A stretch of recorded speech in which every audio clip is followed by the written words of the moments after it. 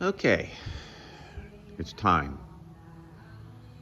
It's time to get some of these old KTMs running. There's two more there. I think this 450 right here and that 530, I think those were both running about 2 years ago. So typically there's only one port in these carburetors that gives you trouble. So what we have to do, we got to loosen this carburetor up. We're going to spin it so we can take this nut off of it, and in there will be two jets, the main jet and the pilot jet. The pilot jet is primarily the jet that clogs up. The primary is really big and you'll get something in every once in a while, but what really tends to give you the problem is, I don't know if you can see it. Let's see if we can make this work. So I'm usually not very good at this, but if you look up in there, do you see that little bitty screw sitting out there? Okay, I think that's some sort of an idle, not an idle screw, but it's a fuel screw of an air screw or something. When it goes up, straight up into the throat, where the air comes through the box and goes into the motor. And last year, when I got this 530 and this 450 running, this 450, that port was blocked. And I have never experienced that before. I never knew that thing existed. It never got clogged. I mean, I've started these bikes up, on every fall or spring, for years, 10 years, to help my buddies get their bikes running. Never had a problem with that. So, all right, I'm not gonna make this too long. I'm gonna get into this thing. I'm gonna try to make you a pretty decent video on how to put these things back together, but you'll see I get sidetracked and I forget what I'm doing, and I forget the video stuff. So anyway, I'm gonna try. So here we go.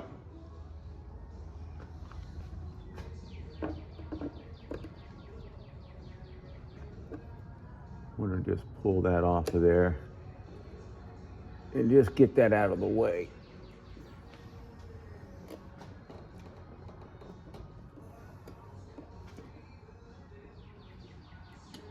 Spin, see if we can break it loose. There we go.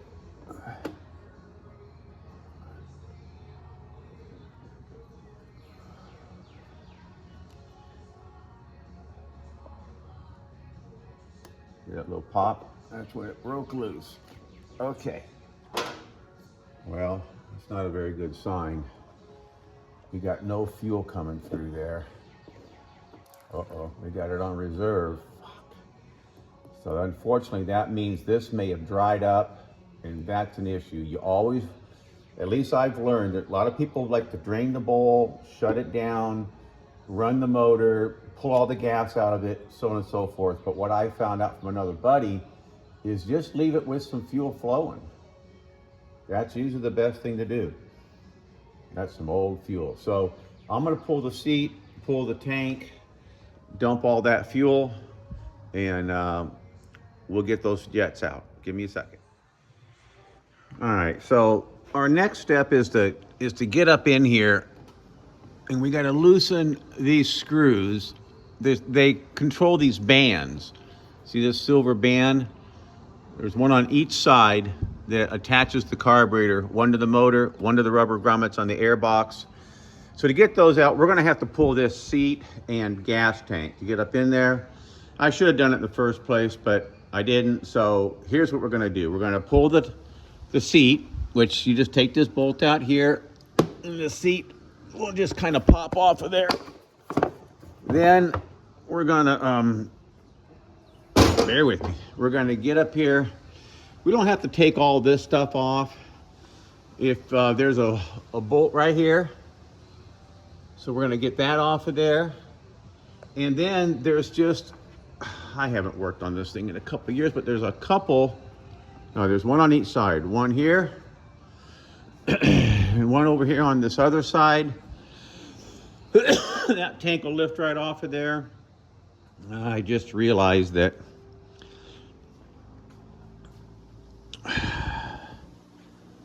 I have a damaged radiator right here.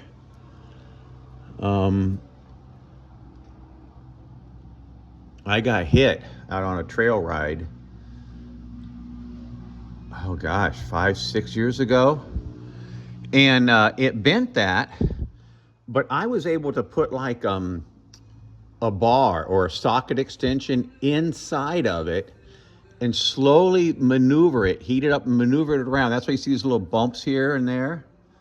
But I was able to straighten it back out and get it to work. But I should probably buy a new radiator. So that's that. And if I recall correctly, I got another radiator. Oh yeah.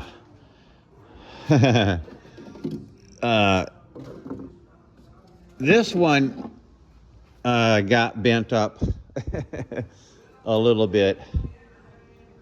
Is that this? I think that's yeah, there it is. Johnson Valley. Johnson Valley back in 2005. I crashed kind of hard and got a helicopter ride out of it. I was a little bit messed up, but uh-oh, watch out.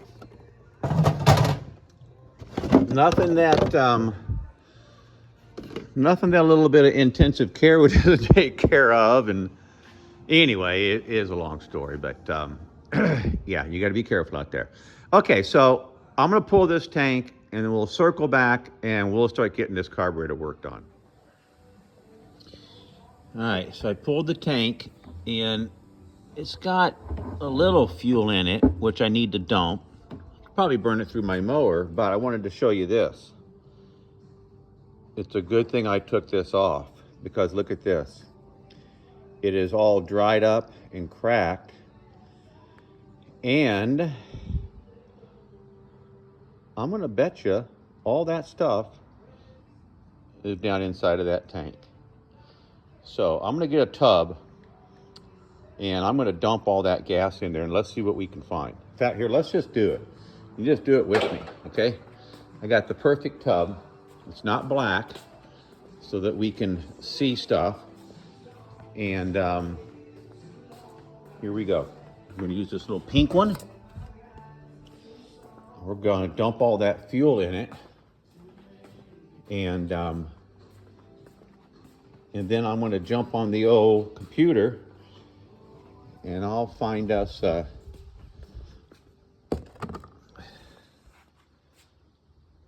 another one. All right, so I don't know if I can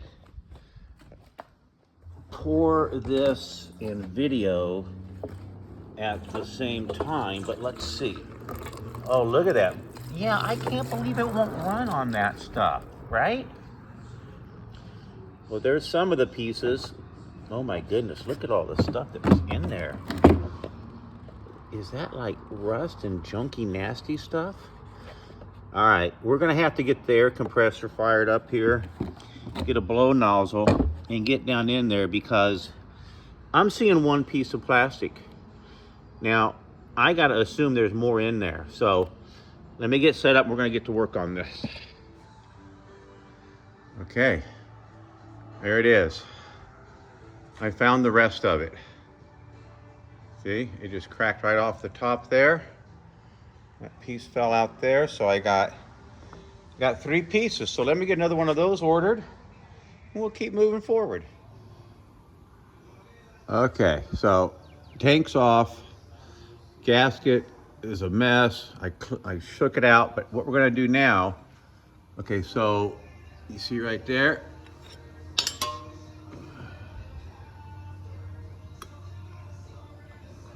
barely see it. But that's it. Okay, so there's a screw back in there. We're gonna get to, then there's another screw right there. There it is, that one right there. All right, so I'm gonna loosen those two up, see if I can spin this carburetor. We'll take that bolt off.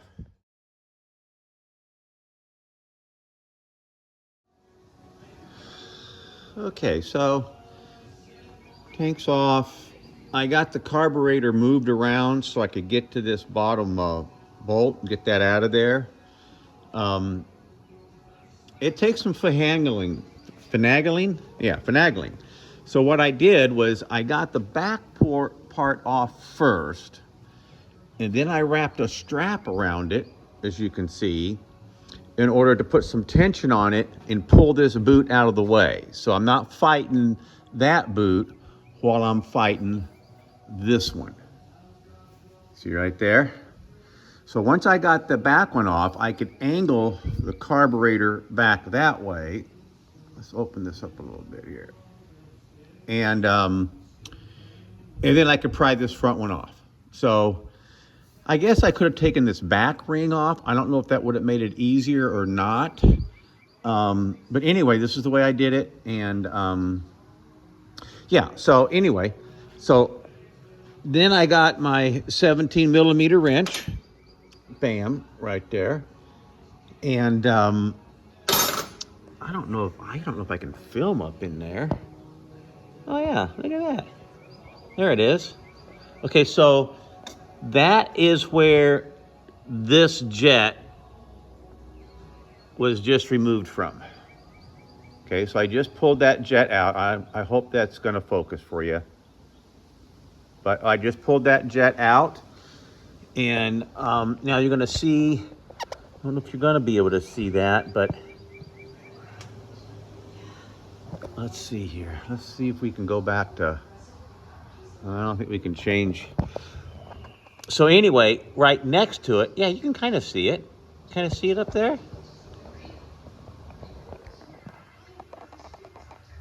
Yeah, to the left and upper is the primary jet. Now this is the main, and then there's the pilot. Okay, so, and that's the one that gets clogged. So I'm gonna reach up in there with a screwdriver. I'll pull that out and we'll take a look at it, see what we got. All right, there she is. Now, again, I don't know how well this is gonna focus, but I'm not seeing it that well. So, but you see all the little holes? So they have to be clear going through side to side. And then also, this is where the problem usually is. So let's see. If we put it right there,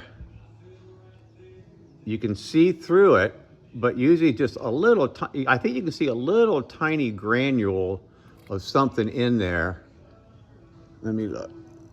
Yeah, and that little tiny bit will clog it up. So what you want to get is one of these.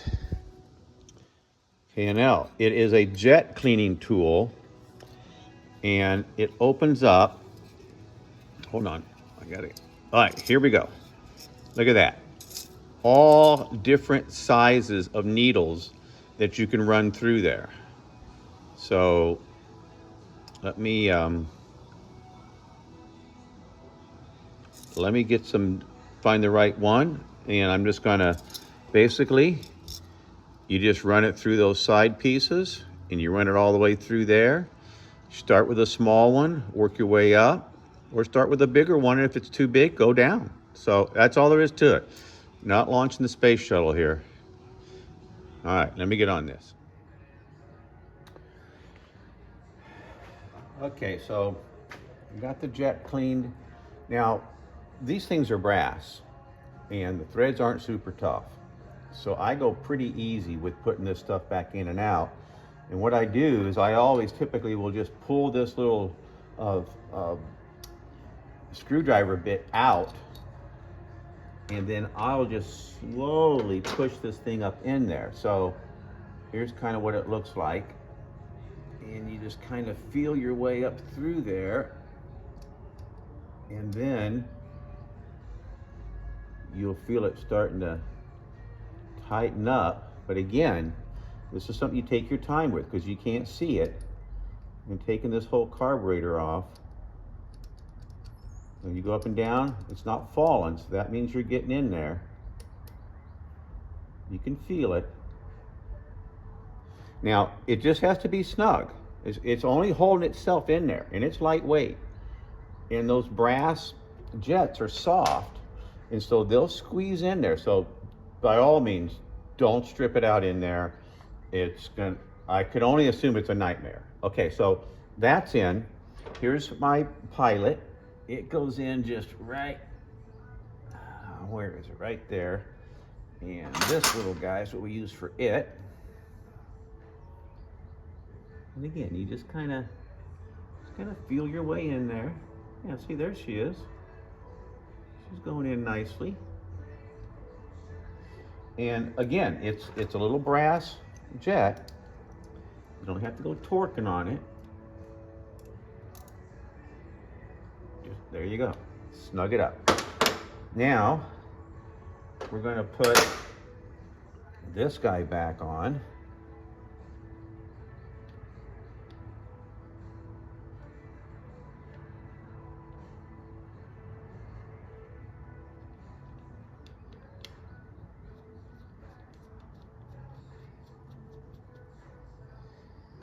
$17.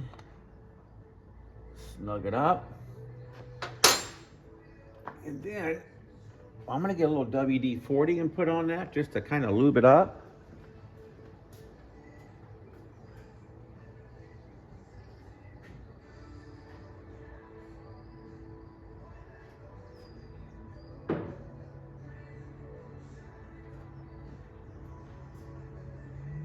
Hold on, I'm coming.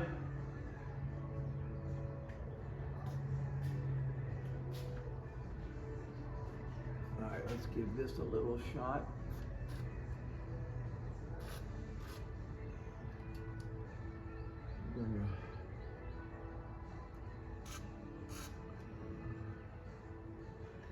There we go. And we'll give it a little shot inside of the boot. I don't think it's gonna hurt anything. And then let's proceed to wrestle this guy back up in there.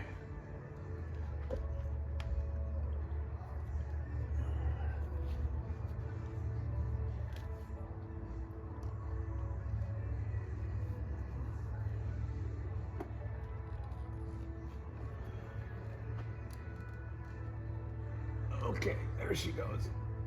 Okay. All right, let me check that other side. Oh yeah, getting happy. There we go. All right, so that one's in good shape. Let me go ahead and release the strap on this back one. And then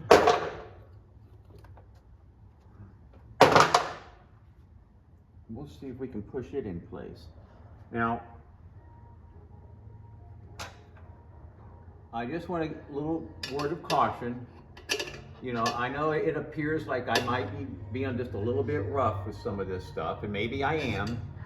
You know, these are old rubber boots, you know, been around for a long time. They're prone to tearing and breaking and cracking and doing all kinds of bad stuff that you don't want to see happen. So don't get too aggressive with it, but you know, you got to be a certain degree aggressive with it or they're not going to go back together. So I don't know.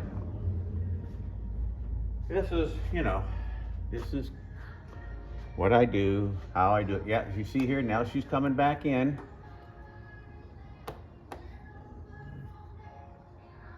So I got a little, there we go.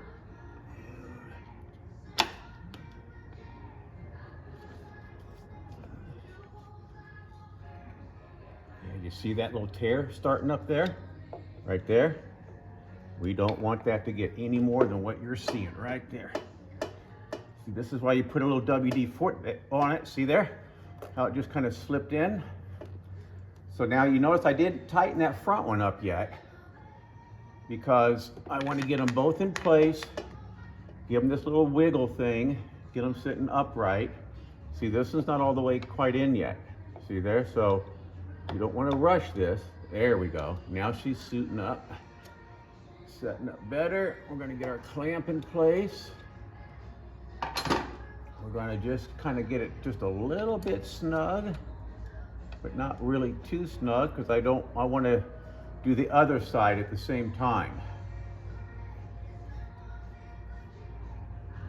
So this is what that's looking like. And again, just kind of, yeah, do a little wiggle, feeling good. Let me go look at the other side. Yep, we're good.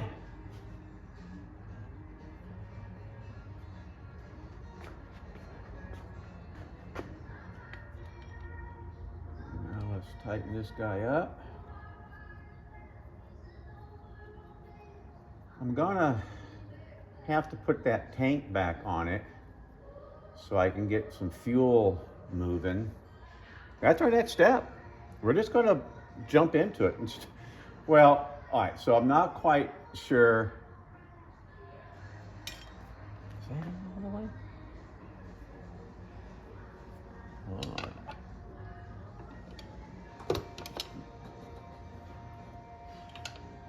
I'm not sure how good our fuel is. Hang on, let me look in there real quick.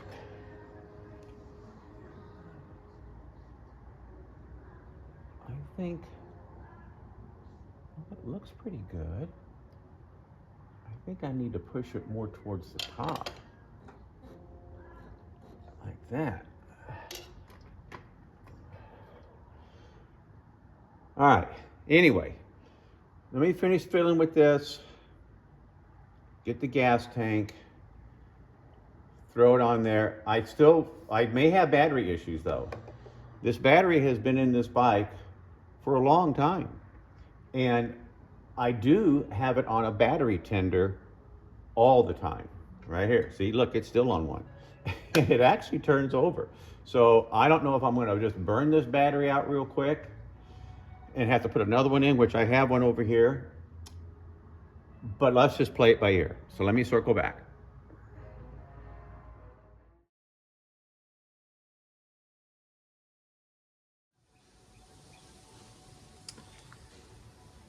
Okay. I got the tank on. I got the gases for the carburetor tight. I put a new fuel line on it. The other one was a little kinked funny. I don't like this so much better, but it is better. All right, so let's try it. Let me find some fuel. Wait a minute, hold on. Right here. Here's this is premium. Premium motorcycles. Let's see if I can get some fuel in there without spilling it all over the place.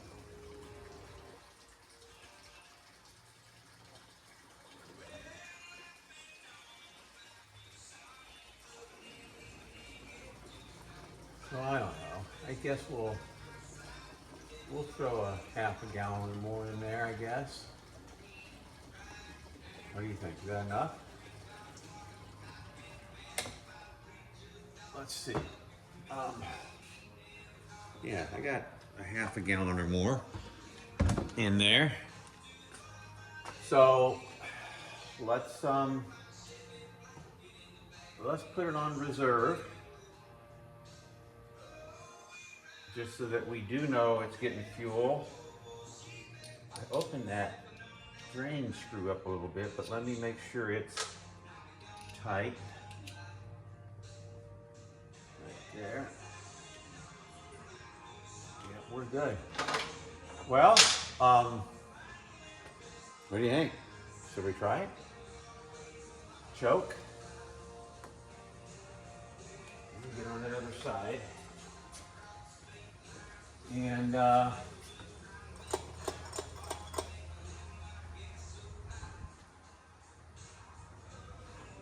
guess we got a key.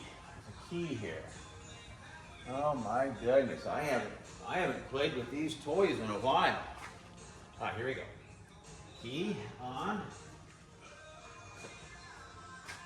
And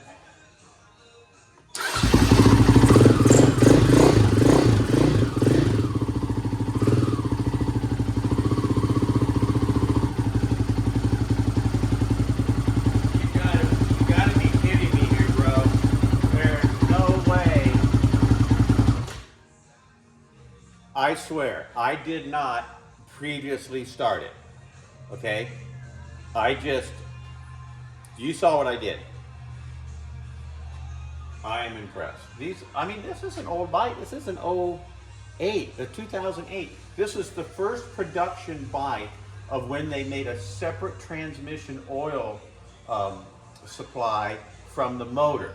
Before, it used to be the motor and the training was all one oil, and any bad stuff that's going on in the motor is going to come into the transmission, so they separated it. But this motor had some real stigma to it because the gasket between the engine oil and the transmission oil, there was a problem with it, and it was weak. And the 530s in particularly used to blow that gasket in. I don't know if it was, I think it was coming from the motor side into the tranny, but whatever. That gasket was failing in between those two components. And in fact, we blew up one of my buddy's bikes down in Baja one time. Brand new bike. I don't think it had, but I think it was its first ride, 300-400 miles on it. But anyway, so a lot of people don't like this motor, but this is a 530. This was the one that was the real problem. Now I have a 450 over here that is the same motor. It's a 2009, 8, the 450 is a 9. So, and it wasn't as bad, but I never had a problem with either one of these. I don't really abuse them. As you can see, it started right up. I think it has maybe 5,000 or 6,000 miles on it. I mean, that's some miles on a bike that gets ridden like these bikes get ridden. If you've ever ridden one of these bikes or ridden with anyone that rides one of these bikes, most guys that ride a KTM, and even a lot of the big Hondas are real popular too. That's the real deal. So anyway, well, let's try that again. I turn that choke off. I'm going to try to give it a little more gas this time and see what happens.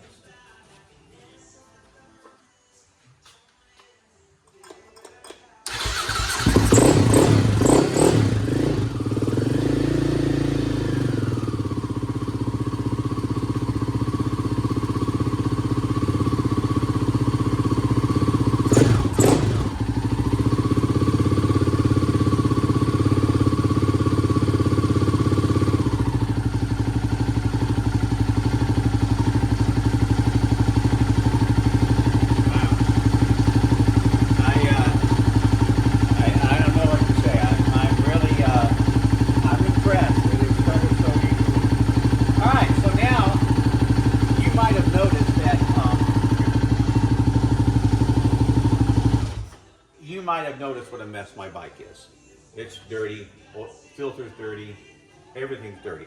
That's because I like to work on the bike when it's dirty, because when it's dirty, I'll show you why.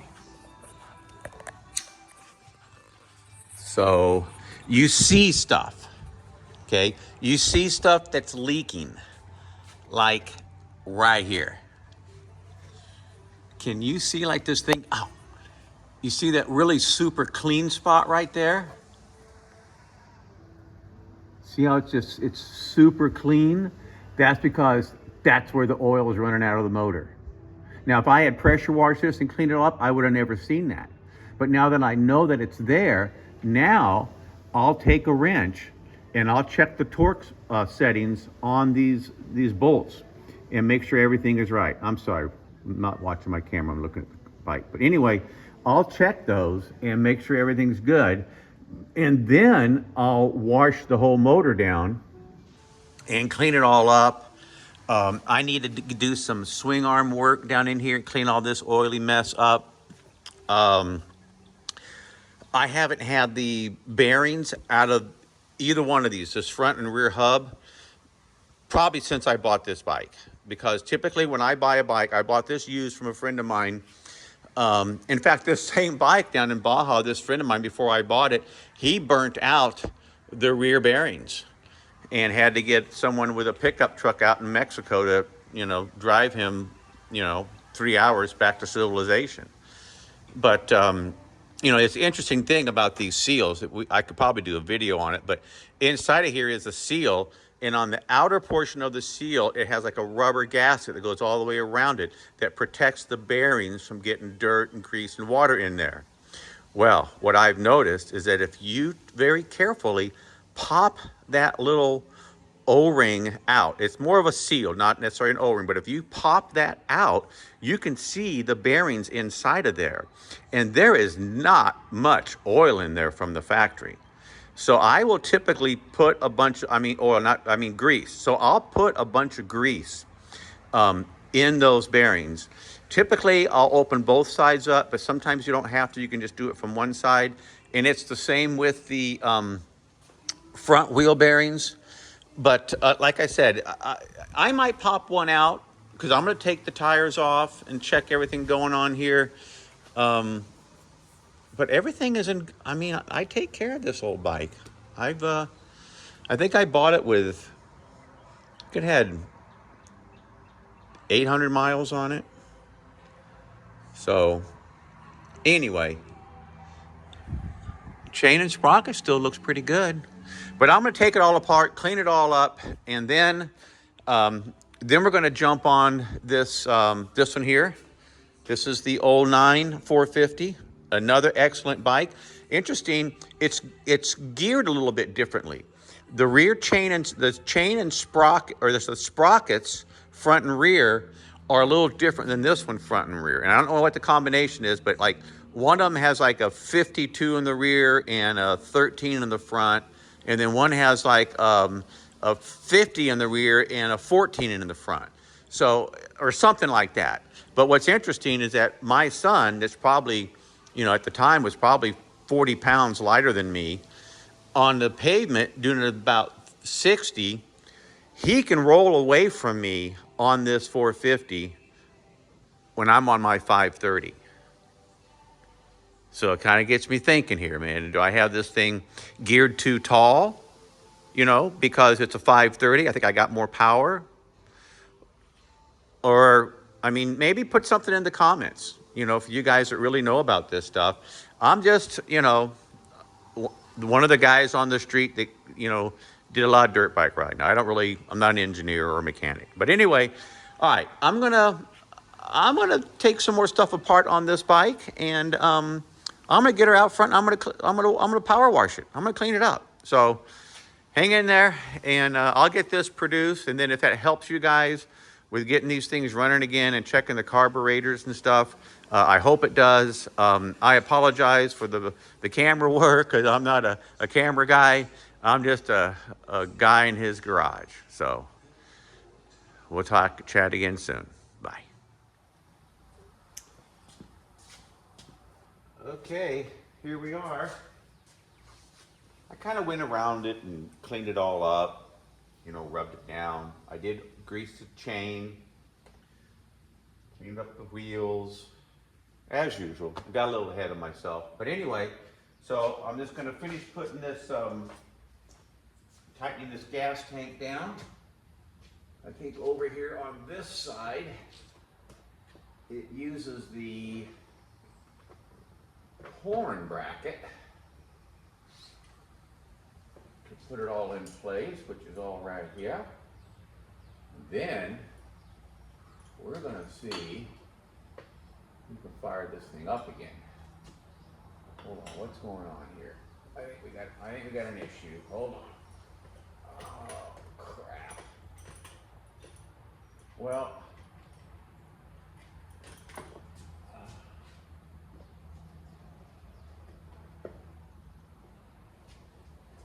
looks like I got this cable stuck here. I'm going to have to loosen this tank up and get this thing tucked in place. So anyway, let me get this part, fix it up, tighten it up. We'll pop the seat on. Actually, maybe I can just do that real quick while I got you here. One less thing we have to worry about later. So all we have to do, we're just gonna loosen this tank up a little bit. What we gotta do is just push it up a little. And that will allow, there we go, the horn cable to slide down in there. Okay, that wasn't so bad. Let's get this guy in place now.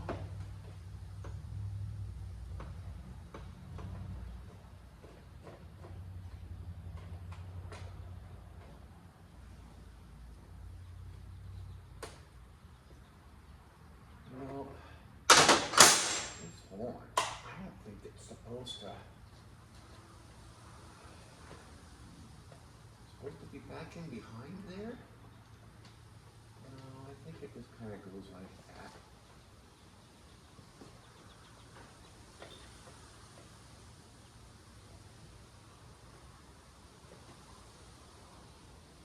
I don't know. Does it fit back in behind it? I don't know.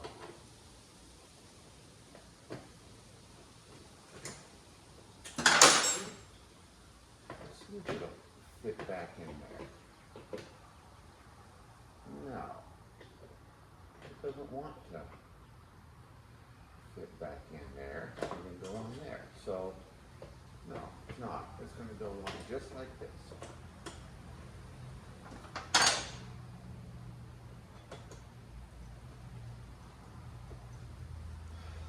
So as I may have already mentioned, this is just one of my projects. I got to get going.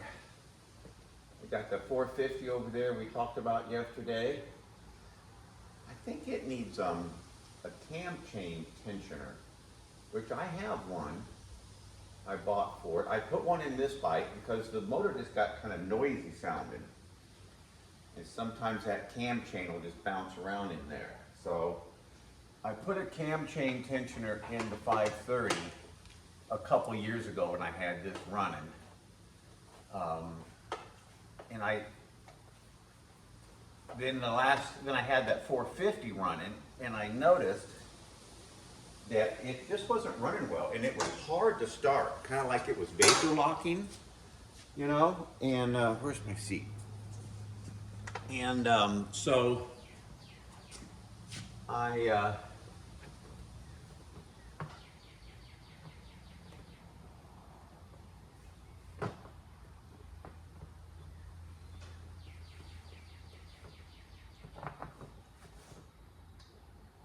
bought another cam chain tensioner for that bike as well. So that's what I did. These are the greatest ways they put these seats on. They have to kind of lock in to where the nut goes through. And the cool thing is that the nut just holds it down into this like a hole, and then it holds it in place. Doesn't require much tension, like bolting it down type tension. It just kind of folds it in there. All right, let's drop this thing down a little bit so I can get to it a little easier. Uh-oh. Let me take the pin out.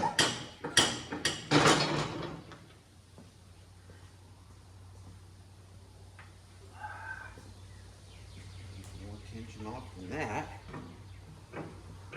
Huh, I guess that thing does fall down quite a bit. Okay.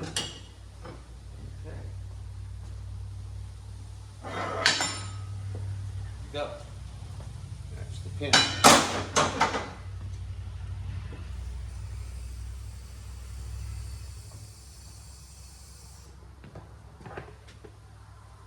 All right, that's going to go in there. That's going to go. Like, let's go underneath, down, and then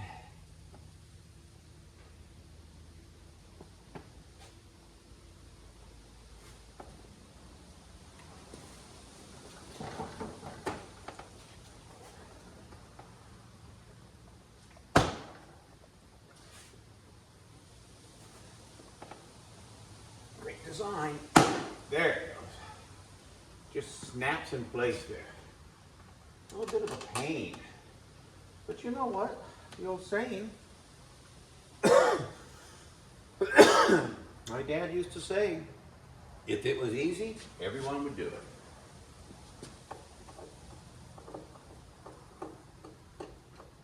And these little tools are awful handy. What you do is you just get a couple of these T-wrenches, probably an 8 and a 10, and you could literally just walk around this whole bike, tighten everything up.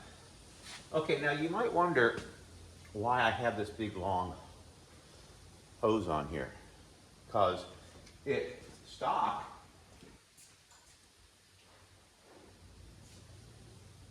it comes with this little hook thing. So it goes like this and it hooks in and then comes up to here. But it's binding up with this piece of metal here and pinching it too hard. And I didn't like it, so I put this on. And the thing I like about this is that if you're out riding and one of your buddies runs out of gas, you know, when you have it hooked to this part, you just pull this hose off, boom, drop it down into a water bottle or something like that. And, you know, you could fill that up and give them some fuel. So, that's why I like this thing. I mean, you could do it with the smaller hose. It's just a little bit more challenging to work with. I like this bigger hose because it also doesn't pinch it real hard right there. You know, when it's making that turn. You know, like this one, it was making the turn, and although it has been molded to have a nice turn to it, but I noticed that the other one actually,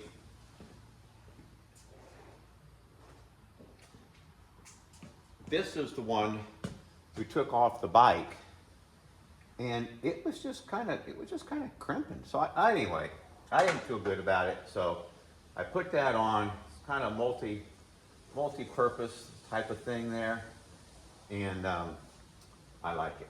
So, all right, here we go. Let's see if it'll start. Let's see if it'll start today. Let's give it a little choke.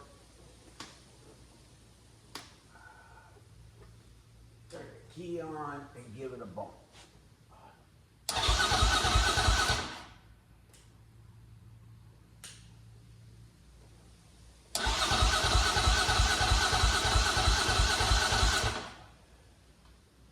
So I'm not good enough. It's got to be reserved.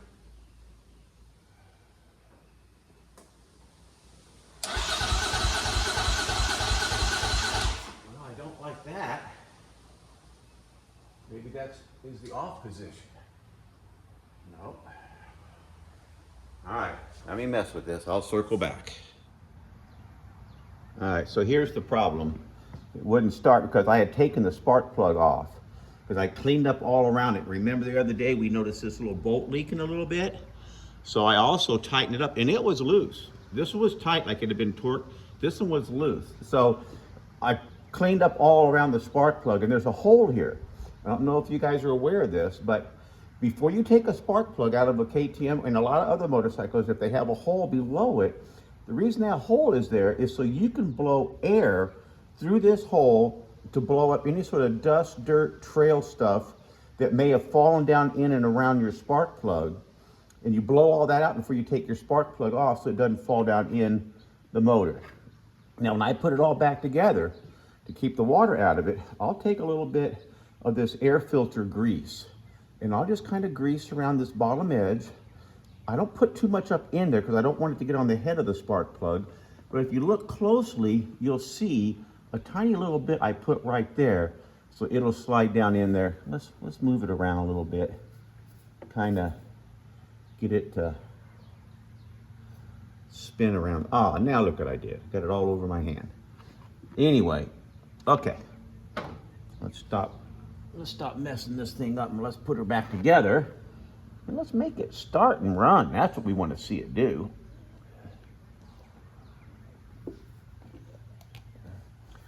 Oh, that slides on so nice. All right, now let's see what we got.